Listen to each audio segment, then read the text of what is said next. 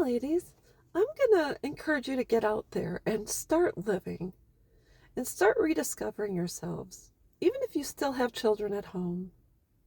Yeah, you're going to say, well, why would I do that? I'm going to say, well, this is the thing.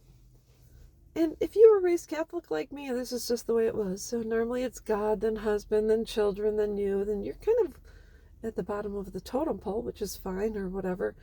And so a lot of times a woman puts herself on hold. And that's like the norm. That's a societal norm when you're a mom.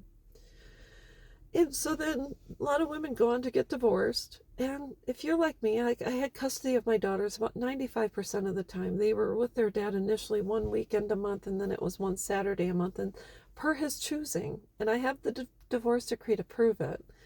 And so when women have custody of their children,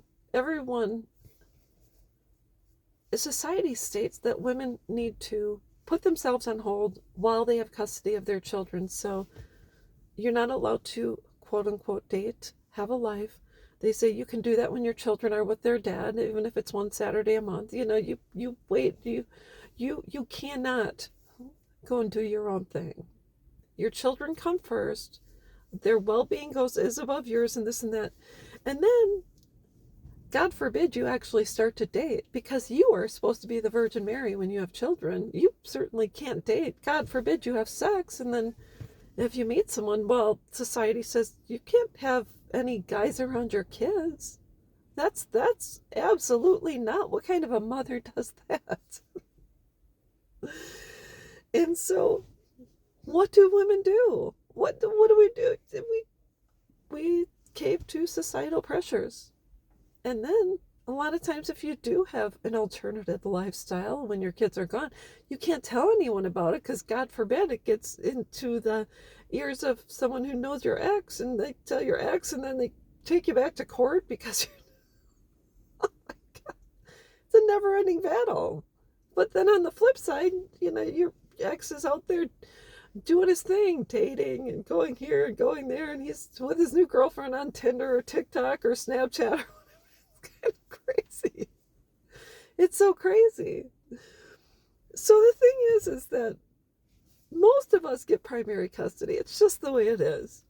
Some people get 50-50, and the dads that can't stand to be away from their kids will fight for 50-50, and that's just the way it is. But regardless of all of that, why do we put ourselves on hold?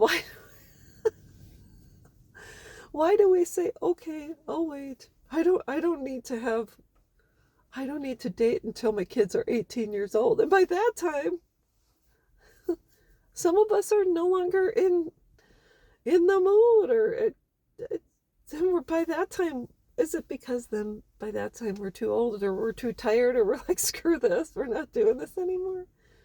But why should you give up your individuality? And why can't you go out and date and have fun? And why can't I guess the best decision I made after I got divorced was I dated, and then I got married again. And that did not last. And then after I was divorced a second time, I was, within a year or so, I met someone else. And he was so nice.